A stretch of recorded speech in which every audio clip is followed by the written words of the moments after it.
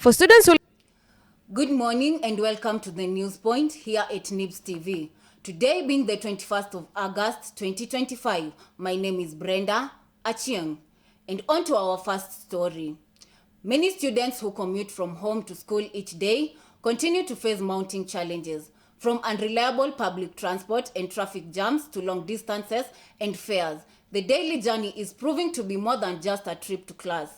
Education stakeholders now want to hurdles could be affecting not only students' punctuality, but also their academic performance and mental well-being. Margaret Wanjiru reports. For students who live with their parents, balancing academic responsibilities and household duties presents a unique challenge. Commuting it's not easy because sometimes unapata difficulties za gari, at the same time bado unafika late, maybe umeanguka kufanya house chores. Many say the benefits come with the sacrifices that are rarely visible. For some, staying at home is an economic decision. I really choose to be in the hostels or anything, I'm staying alone because it comes with a lot of responsibilities. Now I don't think I'm really ready to start living by my own. To manage both school and home responsibilities, students say time management and discipline are crucial. Na kama being late for school, tunapata mostly nikiwa kwa stage sipati gari, so I have to wake up a bit earlier so that I be able to come to school early and on time, especially the morning classes. Living at home while pursuing higher education is not the typical campus experience, but for many, it's practical. Reporting for NIBS TV, Kiambu County, I am Wanjiru Margaret. On a normal Especially day, inbound roads from like Sambu to Muthaiga following an earlier accident near the JSU headquarters. Monitors are advised to expect delays. A digital revolution is underway, and it's being led by a generation determined to be heard. Diving deep into how Gen Z has moved the political conversation from town halls to trending hashtags, igniting a new era of activism that redefining power itself. Kimberly Bob reports. Thika superhighway flows smoothly with just light delays during key intersections. It is the same story for many people just trying to get home after a long day. Now stuck in bumper-to-bumper traffic, inching forward and watching the clock. Some are even turning off their engines just to save fuel. What is usually a 15-minute drive on Thika superhighway has now stretched to nearly 45 minutes. As rush hour congestion take over the city from point A to point B, traffic is barely moving and aren't offering much relief either. What challenge do you encounter during jam?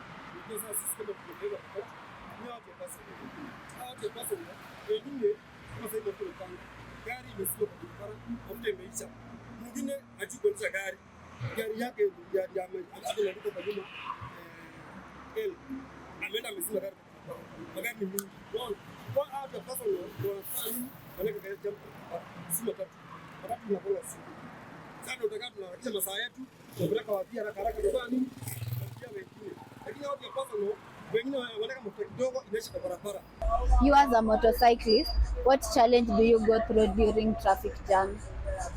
Okay, the challenges we go, sometimes when you are in a traffic jam,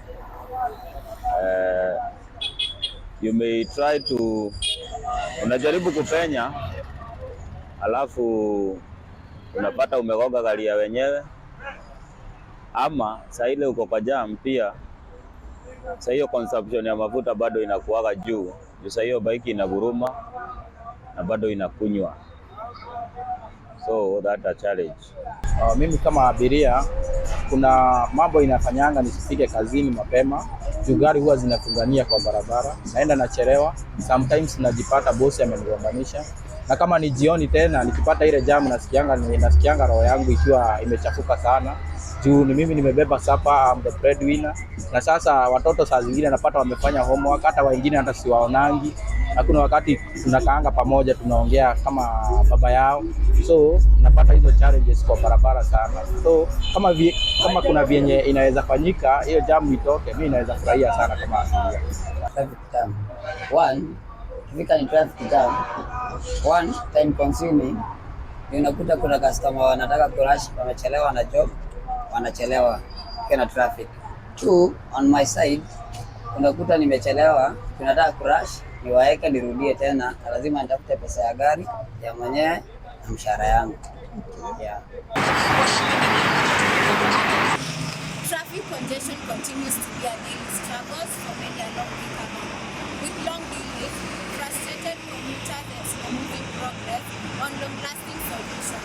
Until changes come, patience remain the driver's best tools. Reporting from Jimbo in Kiambu County, my name is Brenda Achieng.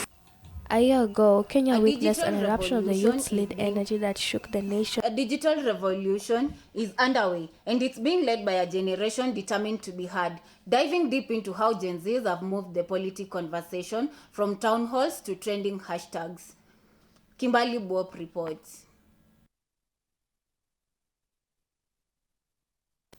A year ago, Kenya witnessed an eruption of the youth-led energy that shook the nation, fueled by the rejection of the finance bill in 2024 protest.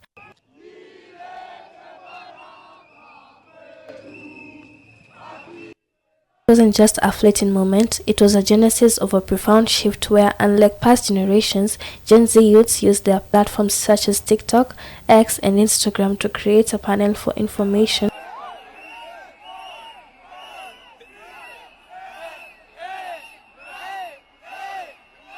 through viral hashtags, live streams, and direct calls to action. Here are some of the youth's point of view regarding the digital revolution, portraying deep-rooted activism in the demonstrations.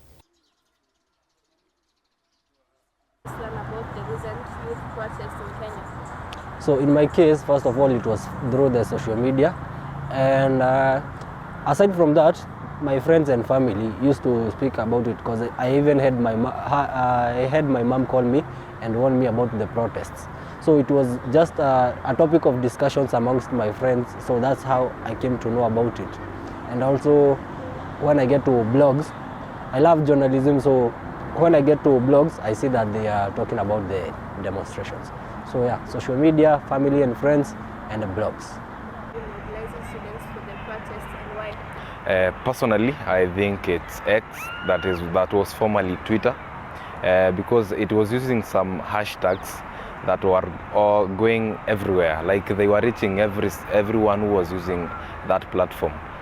Such hashtags were like Wantam, Sirini numbers, like Occupy the State House. Like every demonstration that was prepared online had its own hashtag, so that at least it can mobilize many students or many youths as much as possible, so that at least if the demonstration were to be held at maybe CBD, all the youths would be around CBD.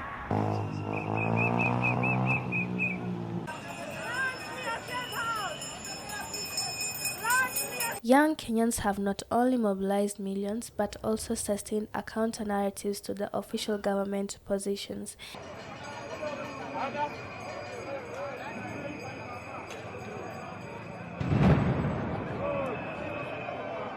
This digital fluency has allowed them to foster a collective consciousness around the critical issues of governance and human rights. Kenya's political future is finally online thanks to Gen Z digital activism, showing that it's not just a trend, but a powerful mobilization and a permanent shift holding leaders accountable and shaping the nation's destiny.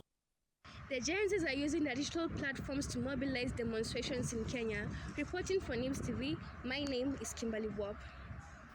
As Kenya finds itself mired in protest and distrust in instructions, Raila Odinga has proposed an inclusive intergenerational conclave, a grassroots-based dialogue progress intended to generate binding reforms through citizen participation and cultivate national referendum. Lincoln Murimi has more details. Kongamano ili tuzungumze shida ni iko wapi. Statement has sparked discussion among the youth from Kiambu County. These youths stated that the reconciliation between the government and the opposition does not address national issues. And what I think is this dialogue that is organized by opposition, by leader of ODM, Raila Odinga, it will not work. because you have seen this dialogue since the year 2018 when there was BBI, and even now you see in 2022 still they are organizing dialogue, of which this dialogue they never bring any impact to the Gen Zs. The recommendations by the youth, should the government and the opposition engage in dialogue?